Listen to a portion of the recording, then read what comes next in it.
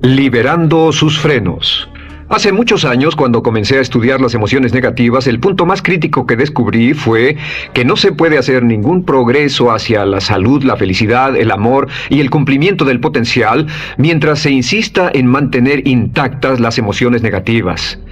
Y lo único bueno de las emociones negativas, si es que tienen algo de bueno, es que las emociones negativas no son permanentes. Lo dice hasta Sigmund Freud, no hay un lugar permanente para las emociones negativas en el subconsciente. En otras palabras, son visitantes indeseados. Son hábitos negativos o patrones de respuesta negativos que pueden eliminarse, y el punto inicial para eliminarlos es entender de dónde vinieron y entender cuáles fueron los factores causales, volviendo a la niñez temprana, que desencadenó el desarrollo de las emociones negativas y nos han dado como adultos una predisposición a ser negativos de una u otra forma. Esto nos lleva al condicionamiento de la niñez temprana. Recuerden que ya dijimos que el punto inicial de los patrones de hábitos negativos compulsivos e inhibitorios era la crítica destructiva. La crítica destructiva es el gran destructor. La crítica destructiva destruye a las personas en su interior y las deja caminando en círculos por fuera. Muchas personalidades han sido minadas y destruidas, mucha autoestima ha sido puesta de lado como resultado de la crítica destructiva más que cualquier otra cosa que podamos imaginar. La crítica destructiva es el gran asesino. Ahora, ¿por qué es eso tan malo? Sabemos que los niños en sus primeros años y al ir creciendo tienen una necesidad tremenda de amor y aprobación de sus padres. De hecho, muchos psiquiatras y psicólogos han dicho que la razón número uno de la enfermedad mental en los adultos es el retiro de amor o el amor no expresado. Sabemos que cualquier persona con prestigio, una persona que es importante para un niño, tiene un impacto enorme en ese niño, y los niños hasta la edad de 6 años tienen muy poca habilidad para discriminar entre una crítica válida y una crítica inválida. Lo que esto significa es que todo lo que diga un padre o un pariente mayor, o una persona mayor, cualquier cosa que diga una persona de prestigio o una persona importante para un niño es aceptada como cierta. Es aceptada como una representación válida de la realidad. Si una madre dice eres un niño malo, o si un papá dice eres flojo, si alguien dice no eres dependiente, o si alguien dice que somos estúpidos o tontos o feos, el niño no tiene capacidad alguna para discriminar entre lo válido y lo no válido. Ese niño acepta eso como una verdadera representación de la realidad. Va más allá de la mente consciente, va directamente al subconsciente y ahí se queda. Muchos de nosotros como adultos aún estamos viviendo en base a la información negativa que recibimos cuando éramos niños. Y después como adultos, ¿qué decimos? Pues decimos así es como soy, o siempre he sido así, o algunas personas dirán, pues es de familia, tu padre era así, los hijos son así, tu madre era así, etc. ¿De dónde viene? Nada de estas cosas es de familia. Por ejemplo, cuando estaba creciendo, mis padres habían sufrido la depresión, y la depresión les produjo un impacto enorme, y cuando hablábamos de comprar algo, lo recuerdo muy bien, mis padres se ponían muy tensos y decían, no podemos pagarlo, no podemos pagarlo, no podemos pagarlo, no podemos pagarlo. Tenían una mentalidad de carencia, esta mentalidad de no podemos pagarlo toda su vida. Y luego yo crecí, y aunque nunca he experimentado la depresión, y la mayoría de ustedes, 10, 20, 30, 40 años después, aún estamos diciendo, no puedo pagarlo, no puedo pagarlo, no puedo pagarlo. Aún tomamos como base esas frases críticas, esas frases emocionales que usaban nuestros padres. Tal vez sus padres les decían, como mi padre me decía a mí una y otra vez, nunca acabas lo que empiezas, nunca acabas lo que empiezas. Nunca acabas lo que empiezas. Eres un flojo, nunca acabas lo que empiezas. Y cuando fui adulto tuve muchos problemas para acabar lo que empezaba. Al acercarme al final de la tarea, comenzaba a sentirme ansioso y buscaba cualquier excusa por posponerla o retrasarla. El segundo factor que nos predispone a emociones negativas es la falta de amor. Sabemos que las personalidades de los niños se desarrollan al grado en que reciben una alta calidad y una alta cantidad de amor de sus padres. Existe una relación de 1 a 1 entre la cantidad de amor, la calidad de amor y una personalidad sana. Ese amor negado o la privación de amor es la causa clave de la infelicidad, la negatividad y la enfermedad mental en los adultos. Para que un niño se sienta realmente amado, el niño debe tener padres con buenos conceptos, y la mayoría de nosotros tuvimos tuvimos padres que fueron víctimas de sus padres, que a su vez fueron víctimas de sus padres. Un escritor famoso dice que todo el mundo es víctima de una víctima. Todos son víctimas de víctimas. Nuestros padres quisieron criarnos de la mejor forma posible, pero ellos mismos fueron víctimas de víctimas. Y para que un niño se sienta realmente amado, deben existir 3 condiciones. La condición número 1 es: los padres deben amarse a sí mismos.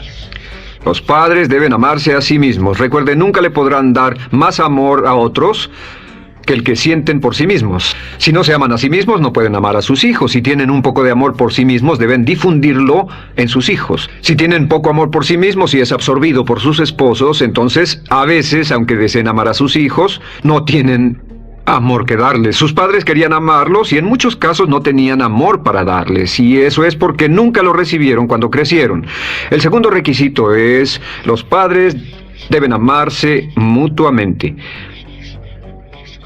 Para que un niño crezca sintiendo confianza en sí mismo, crezca sintiéndose amado, a salvo y seguro, debe crecer en un ambiente donde los padres se amen. No hay nada que le dé más temor a un niño que crecer en un hogar donde los padres peleen entre sí, donde los padres no se amen, donde haya dificultades, porque el niño siempre tiene una tendencia, primero que nada, ser una víctima, pues al niño se le grita y se le vocifera, y entonces cree que la razón por la que mamá y papá pelean es su culpa. Ahora, una investigación interesante: como hay muchas familias de un solo padre, la investigación interesante muestra que cuando uno de los padres se va como resultado de una separación o un divorcio, los niños que quedan invariablemente están convencidos de que la razón por la que el otro padre se fue se debió a algo que él hizo.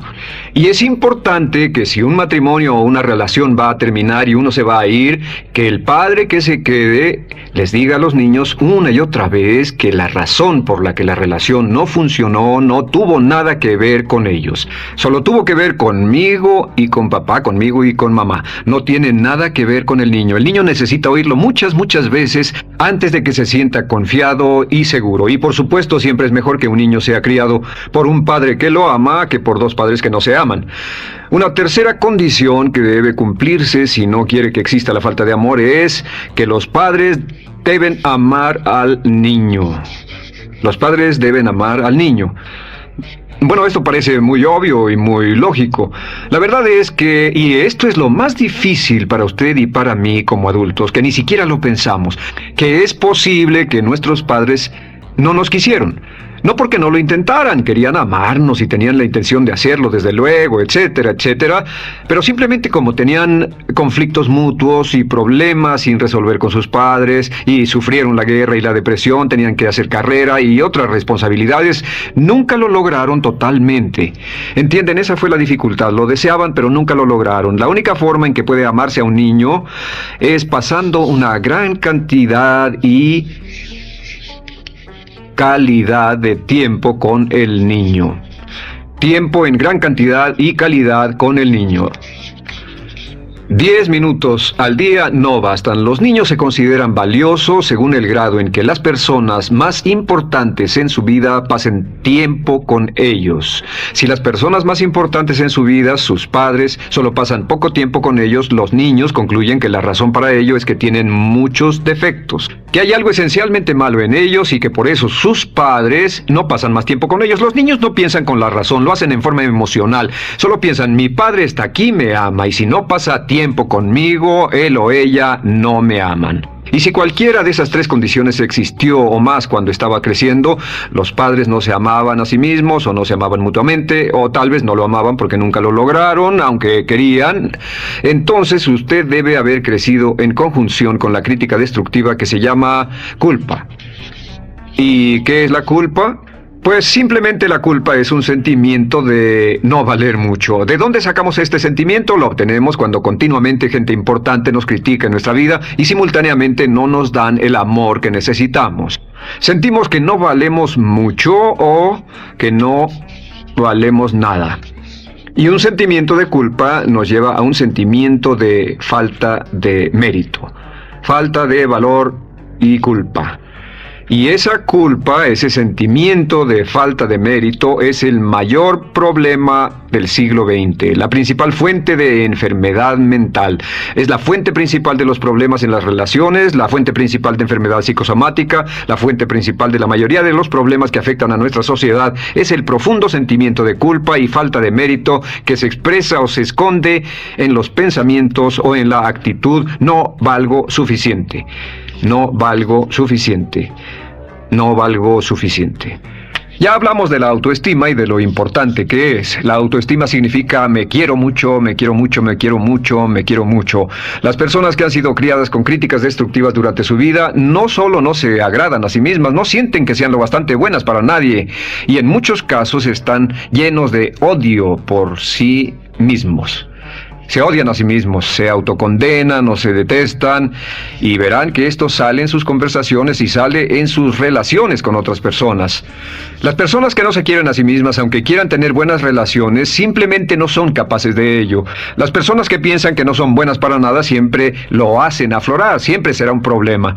Ahora, ¿cuál es la razón principal de la culpa? ¿De dónde viene la culpa? La culpa viene de 3 fuentes negativas: padres negativos, influencias negativas o religión negativa. Una de las 3. Cualquiera de estas 3 usa la culpa. De la culpa se valen y aprovechan, en especial los padres y las organizaciones religiosas, por 2 razones. Una es el castigo. La culpa se usa para castigarnos.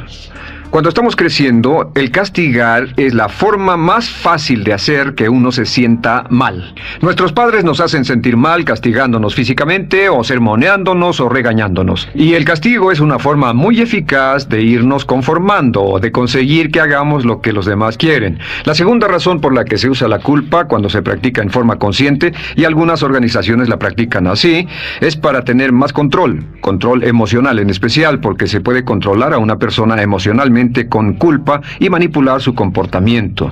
Hay muchas organizaciones que usan la culpa como una herramienta de control y manipulación. Si puede controlar a las personas con suficiente fuerza y en forma emocional, puede conseguir su dinero, puede conseguir su tiempo, puede conseguir su compromiso, demandar sus recursos, etc. Muchas organizaciones usan la culpa para aplicar un castigo. Muchas organizaciones de caridad que se anuncian por televisión, en especial las de causas benéficas que involucran a niños o a personas incapacitadas, usan un sentimiento de culpa. A usted le va tan bien que debe sentirse culpable por estas personas que sufren. O envíenos algo de dinero y eso se encargará de su culpa por un momento hasta que lo incluyamos en nuestra lista de correo, etcétera. Y la culpa es un estándar. ¿Por qué se usa tan comúnmente? Pues primero que nada porque casi todos nosotros la tenemos en mayor o menor grado, y número 2, es fácil. La culpa es fácil. ¿Por qué nuestros padres la usan con nosotros? ¿Por qué nuestras madres la usan con nosotros? Nuestras madres pueden controlarnos con la culpa en un cuarto repleto. Nuestra madre puede controlarnos a miles de kilómetros por teléfono. Los padres usan la culpa en sus hijos porque sus padres usaban la culpa en ellos, y así sucesivamente. Es lo más fácil, no existe un esfuerzo físico. Puede hacerse con una mirada, o de reojo, o una palabra. Ya sabe que las personas siempre buscan lo más fácil. Esté alerta. Ustedes han sido criados en un ambiente donde se les ha hecho sentir culpa, y casi todos lo vivimos.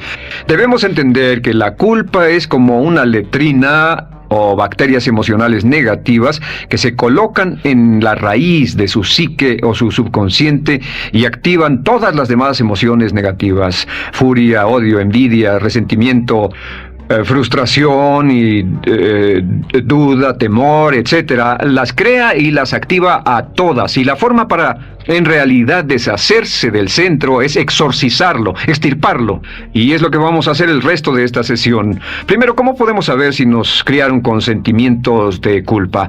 Bien, a esto le llamamos la manifestación adulta de la culpa. Manifestación adulta de la culpa. Puede saber, probándose a sí mismo, ¿cuánto de esto tiene? Número 1, la manifestación adulta de la culpa es que tiene sentimientos de inferioridad, sentimientos de inadaptabilidad y de no merecer las cosas. No siente que merezca que le pasen cosas buenas.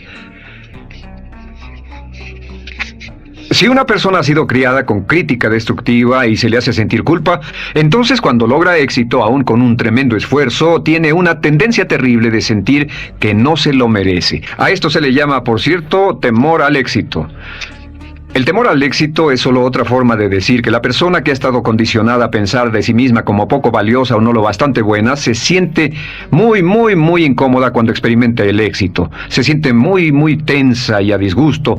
Realmente si sienten demasiada tensión, comienzan a aspirar cocaína, a beber demasiado alcohol, se enredarán en comportamientos autodestructivos, tendrán una sensación tremenda de ansiedad, como si alguien fuera a descubrir algo de ellos. Hay un libro en la librería que dice, si me está yendo también, ¿por qué me siento como un impostor?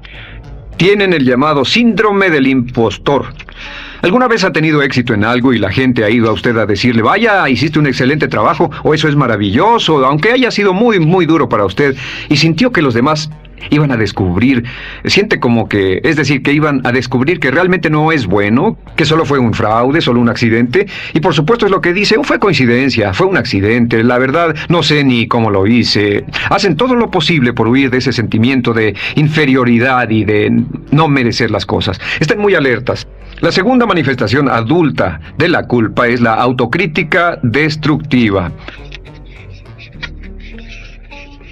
Hay una línea de un gran poeta que dice, aquellos a quienes se les hace mal, hacen mal a su vez. Los niños a muy temprana edad, a veces a la edad de 2 o 3 años, comienzan a menospreciarse, se desgarran, hasta se golpean y se castigan físicamente si se les critica demasiado.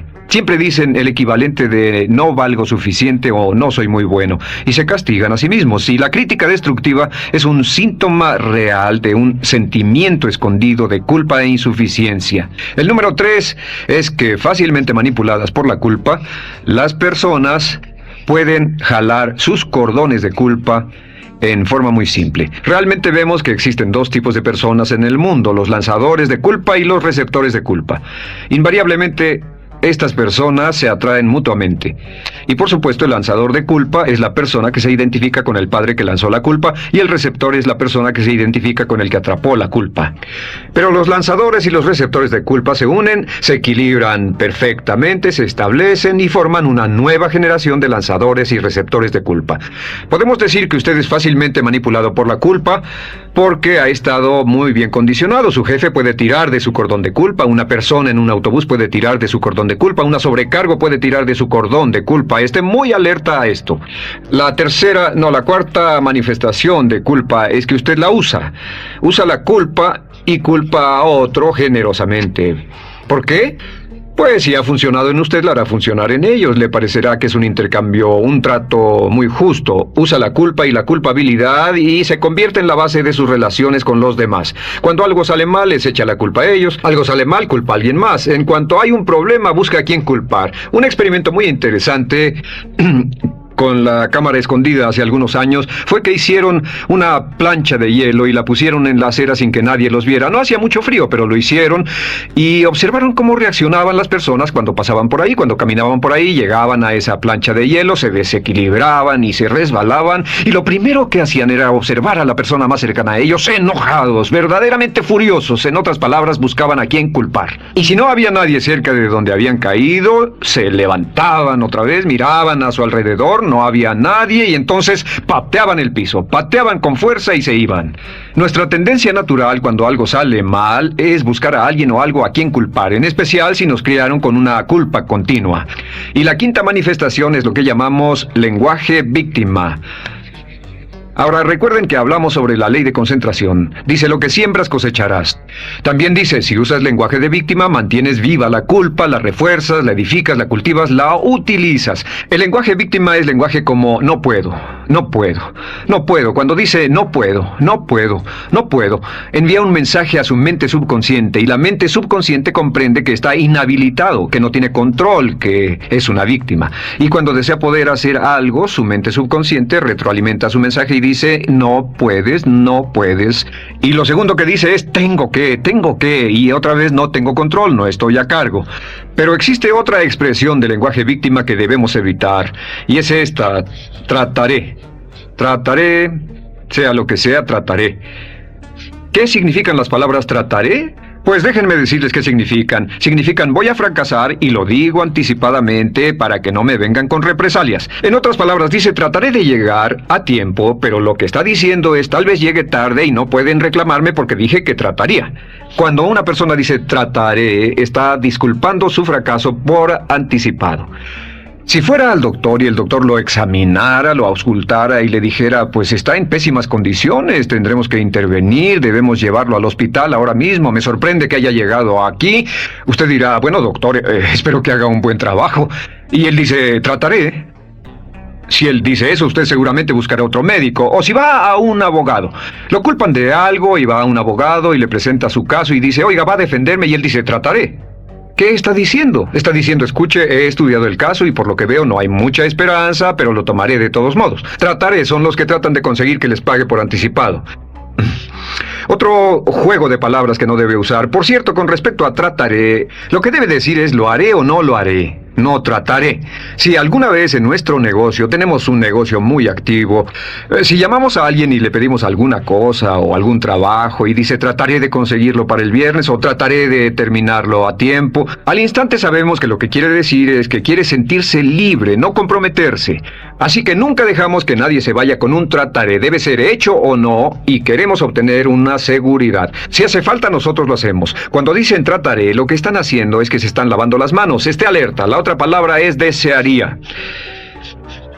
Dicen que un deseo es una esperanza o una meta sin energía detrás. Desearía. ¿Qué significa un deseo? Desearía significa que me gustaría tener algo, pero sé que nunca lo podré tener. Cuando dice desearía bajar de peso, ¿qué significa? Las palabras no dichas son, pero sé que no puedo.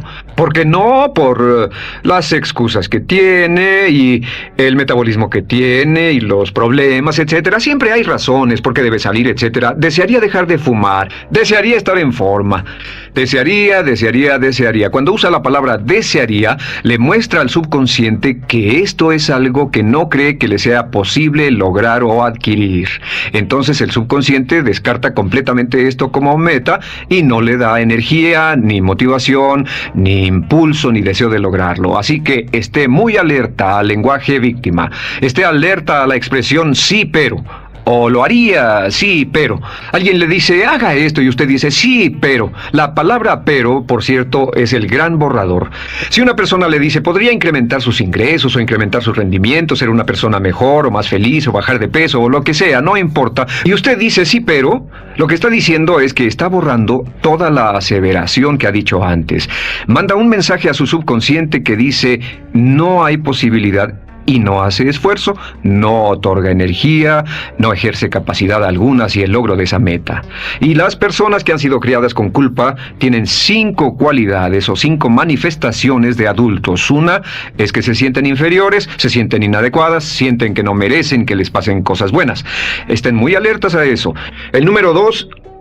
se autocompadecen continuamente, usan la autocrítica destructiva. El número 3, usan la culpa y la culpabilidad en ellos y en otros. El número 4, son manipuladas por la culpa. Y número 5, usan lenguaje víctima. Así que, ¿cómo nos deshacemos de la culpa? ¿No es sorprendente cómo se aclara esto? Este pizarrón, todo se borra. Tengo una varita mágica cuando me voy a sentar al escritorio. Entonces, ¿cómo nos deshacemos de la culpa? Para deshacerse de la culpa...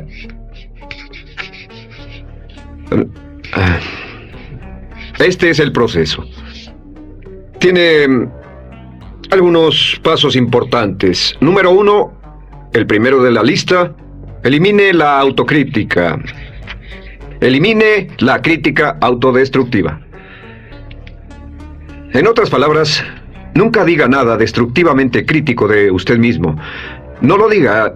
Esta es la regla básica. El subconsciente acepta lo que diga usted como cierto, como un mandato. Así que no diga nada de sí mismo que no desee sinceramente que sea cierto.